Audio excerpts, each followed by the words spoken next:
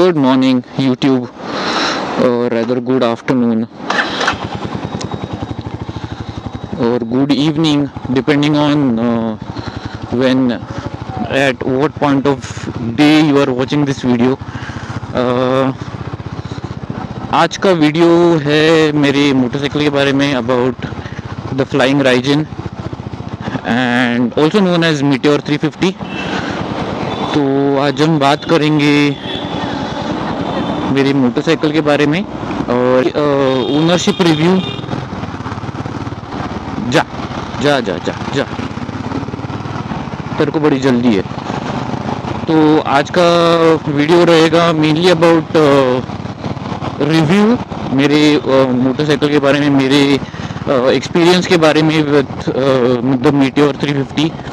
Almost 10,000 kilometre हो गए हैं. It's 9,753 kilometres on the odometer. और मेरे ख्याल से 10,000 किलोमीटर के आसपास जब मैं बाइक चला रहा हूँ तो उतना तो क्वालिफाइड डेफिनेटली मैं अपने आप को कंसिडर करूँगा कि वीडियो बना सकूँ, रिव्यू बना सकूँ मोटरसाइकिल का.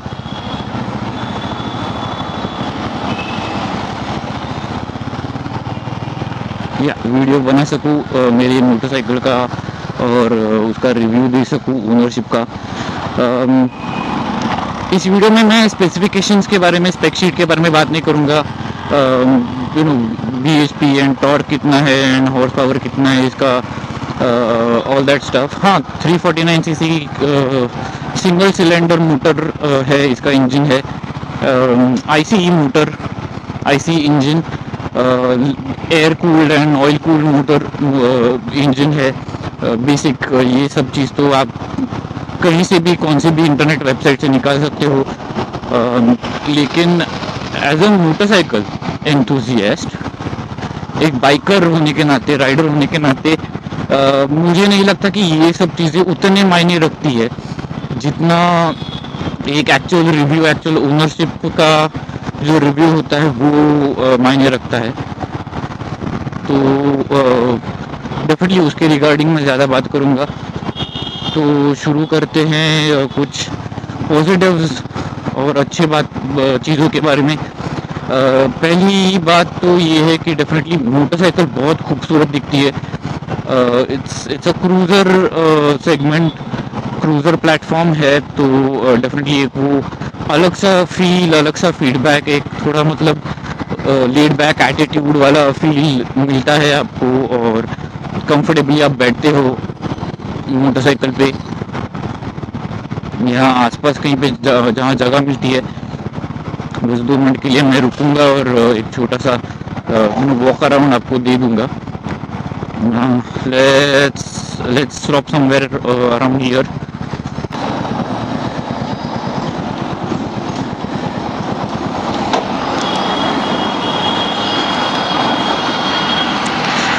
This is what the motorcycle looks like.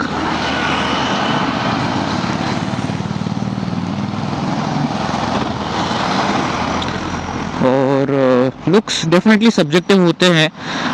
आपको मोटरसाइकिल अगर अच्छी लगती है तो वो आपको अच्छी लगती है. अगर कुछ लोगों को अच्छी लगेगी, कुछ लोगों को उतना कुछ खास नहीं समझ में आएगा, उतना कुछ खास इसमें अच्छा नहीं दिखेगा. एक ज़रूरी बात, 1 मिनट. या जो सीट है, ये वाला जो बैक रेस्ट है, ये रॉयल एनफील्ड की तरफ से आता है. सीट्स जो है उसके बारे में भी बात करूँगा. मुझे कुछ पॉइंटर्स यहाँ पे बताने हैं रिगार्डिंग द सीट. तो उसके बारे में भी एक बात करूँगा इसमें. तो hold on to that thought. Yes. तो लुक्स के बारे में और डिज़ाइन के बारे में आप डिसाइड कर सकते हो. अगर आपको ये बाइक अच्छी दिखती है, अगर अच्छी लगती है, बढ़िया है, नहीं अच्छी लगती तो वो आपका पर्सनल लुकआउट है, पर्सनल प्रेफरेंस है. मुझे पर्सनली ये मोटरसाइकिल बहुत ही खूबसूरत लगी देखने में और डिज़ाइन में ओवरऑल. दूसरा एक बहुत ही बेहतरीन चीज़ ये है कि रॉयल एनफील्ड होने के बावजूद भी ये काफ़ी स्मूथ है। एक्चुअली रॉयल एनफील्ड का ये नया इंजन है एक्चुअली, जी सीरीज़ प्लेटफॉर्म जिसे रॉयल एनफील्ड कहता है। तो ये क्लासिक 350 और हंटर 350 में भी सेम इंजन यूज़ किया है, और थोड़ा सा ट्यूनिंग अलग है, और थोड़ा ट्यूनिंग मतलब चेंज करके और सेट करके उन लोग ने बेसिक प्लेटफॉर्म वही रखा है, इंजन वही रखा है। आओ, बट ओवरऑल नया जो जे सीरीज़ का इंजन है, इसका जो इंजन है, मीटियोर एक्चुअली पहली उनकी मोटरसाइकिल है with the new J series platform, और ये इंजन अब बहुत स्मूथ है। आपको बहुत ही कम वाइब्रेशंस फील होते हैं, और वो भी somewhere around 80-90 kilometres per hour आपको थोड़ा वाइब्स आपको फील होना चालू होंगे। और ये वाइब्रेशंस बिल्कुल भी बुरे नहीं हैं, you know, these are like the character vibes, good vibes, nice vibes that you get when you're riding a motorcycle, and an ICE internal combustion engine motorcycle.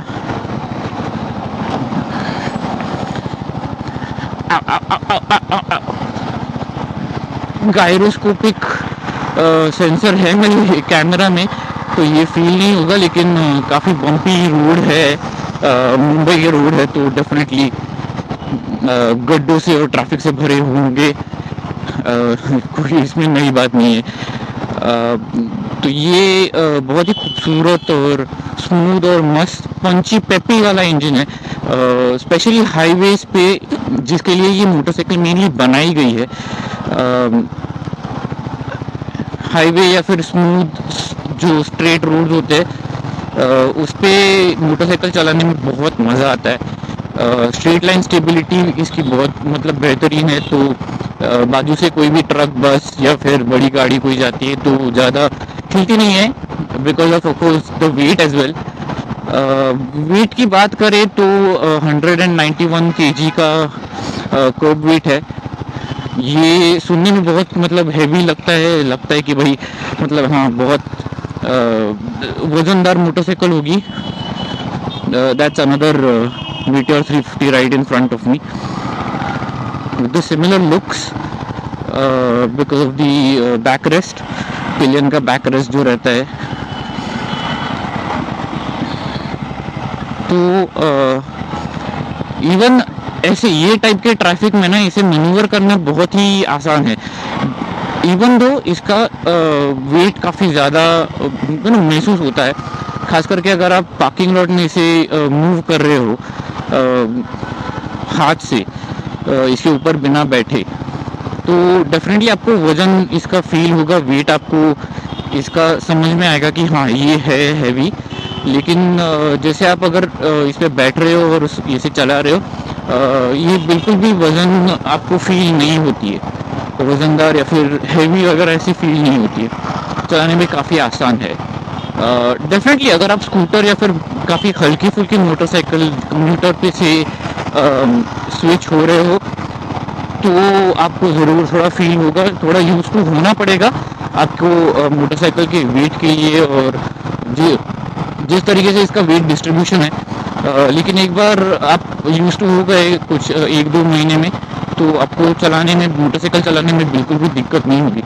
In fact जब रॉयल एनफील्ड ये meteor 350 के बाद जब मैं RTR चलाता था बीच में, ज़रूरत जैसे पड़ती थी, तो मेरे को एक्चुअली RTR बहुत छोटी लगती थी, मतलब ऐसे लगता था कि खिलौना चला रहा हूँ कोई, क्योंकि एक तो ऑब्वियसली वेट का बहुत डिफरेंस होता था, बहुत हल्की फुल्की है RTR 200 compare to Royal Enfield, तो वो एक बहुत डिफरेंस समझ में आता था। लेकिन ये मोटरसाइकिल इतनी भी हैवी नहीं है कि आपको तकलीफ होगी चलाते टाइम, या फिर मैन्यूवर करते टाइम ट्रैफिक में। बाइक जब आप कम्यूट करते हो घर से ऑफिस से घर, या फिर शहर में कहीं पे जा रहे हो, तो वहाँ पे आपको बिल्कुल भी दिक्कत नहीं होगी। शुरुआत में शायद थोड़ी हो सकती है। बात करें इसकी इलेक्ट्रॉनिक्स की, फीचर्स की, तो ज़्यादा कुछ फीचर ऐसे है नहीं इसमें, बेसिक सी चीज़ें हैं। फ्यूल जो अपना इंस्ट्रूमेंट कंसोल है उसके ऊपर डिजिटल फ्यूल मीटर है, और गियर पोजिशनिंग इंडिकेटर है, ओडोमीटर ट्रिप 1 ट्रिप 2 ये सब है, टाइम दिखता है, और उसके साथ साथ स्पीडोमीटर जो है इसका वो एनालॉग है, यानी मतलब वो कांटे वाला ओल्ड स्टाइल वाला फ्यूल मीटर है।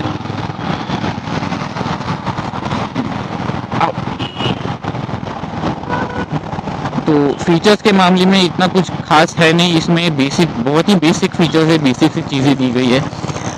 डुअल चैनल एबीएस है, तो सेफ्टी के बारे में आपको कोई चिंता करने की ज़रूरत नहीं है। एबीएस भी बहुत ज़्यादा इंट्रूसिव नहीं है इसका, मतलब बहुत ही कम बार एक्चुअली एबीएस किक इन हुआ है, वो भी बहुत जब जोर से मैं ब्रेक प्रेस करता हूँ, ब्रेक अगर जब मैं अप्लाई करता हूँ तभी वो एबीएस किक इन होता है। अदरवाइज एबीएस की मुझे आज तक अभी तक तो ज़रूरत पड़ी नहीं है।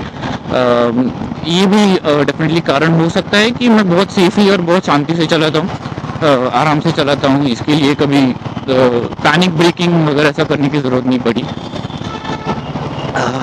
ओके, बात करें इसके बिल्ड क्वालिटी की, तो रॉयल एनफील्ड है तो काफ़ी rough and tough build quality है। कहीं से भी एक्सपोज्ड वायर से नहीं मुझे फील हुए कि थोड़ा कवर अप करना चाहिए था, या फिर किसी भी तरीके का कॉस्ट कटिंग किया है, ऐसा मुझे बिल्कुल भी कहीं पर भी फील नहीं हुआ अभी तक। हालांकि इसके जो कुछ फीचर्स है, जैसे इंस्ट्रूमेंट कंसोल पे साथ में ट्रिपल नेविगेशन आता है। मैंने ट्रिपल नेविगेशन वाला फीचर नहीं लिया था क्योंकि मुझे डेफिनेटली एक फीडबैक मिला कि उसका एप्लीकेशन जो है रॉयल एनफील्ड का, वो बैटरी बहुत ज़्यादा कंज्यूम करता है आपके फ़ोन की, आपके मोबाइल फ़ोन की। तो I was a little bit sceptical, और जब अगर आपके पास ऑलरेडी Meteor 350 है या फिर रॉयल एनफील्ड की मोटरसाइकिल है, तो और उसमें आपको ट्रिपल नेविगेशन लगवाना है तो बहुत ज़्यादा कॉस्टली हो जाता है, क्योंकि समवेयर अराउंड 6,500 bucks, जिसमें एक्चुअली एक टर्न बाय टर्न नेविगेशन आता है, वो एरोज वगैरह वाला पार्ट आता है। You don't get like proper Google map वाला ऐसा सेटअप नहीं मिलता है आपको, रोड्स वगैरह ऐसे दिखते नहीं हैं, तो वो मुझे कुछ यूज़फुल ऐसा नहीं लगा क्वाइट फ्रैंकली, अगर मैं बोलने जाऊँ तो। इसमें एक छोटा सा हिडन काइंड ऑफ फीचर आता है, इसके क्लच के नीचे एक यूएसबी सॉकेट है, जिससे आप फ़ोन चार्ज कर सकते हो स्लोली, और बहुत धीरे धीरे चार्ज होता है, इतना मतलब पावरफुल नहीं है वो, बेसिक सा यूएसबी चार्जर है, but that is fine. May be like 10-15% आपका फ़ोन चार्ज होगा through out may be like 1.5-2 hours। But हाँ, डेफिनेटली एक फीचर, यूज़फुल फीचर दिया हुआ है कंपनी ने कि चार्जिंग आप अगर राइड पे जा रहे हो, बड़े राइड पे जा रहे हो, तो आपको कभी अगर ज़रूरत पड़ती है फ़ोन चार्ज करने की, तो आपको पावर बैंक वगैरह की अलग से ज़रूरत नहीं पड़ेगी, यूज़ कर सकते हो। It's decent, it's not bad, it's not that great, but it's decent, it works. बड़े राइड पे अगर आप जा रहे हो तो एक बात ध्यान में रखिएगा प्लीज़, कि इसकी जो स्टॉक सीट है वो बहुत सॉफ्ट है, कुशनिंग इसका बहुत बढ़िया है, बेहतरीन है। लेकिन अगर आप इसे ट्रैफिक में कम्यूटिंग में अगर यूज़ कर रहे हो, शॉर्ट पीरियड ऑफ टाइम के लिए यूज़ कर रहे हो, दैट इज़ फाइन। आप शॉर्ट पीरियड ऑफ टाइम के लिए अगर यूज़ कर रहे हो, कम्यूट कर रहे हो, राइड कर रहे हो, तो 150-200 किलोमीटर के लिए ठीक है। लेकिन फॉर बिगर राइड, मतलब अगर आप 300, 400, 600, 1000 किलोमीटर की वगैरह अगर आप राइड कर रहे हो, I will suggest go for the touring seat. वो काफ़ी हार्ड है, तो आपको comfort on a long ride आपको उस पर कंफर्ट ज़्यादा मिलेगा।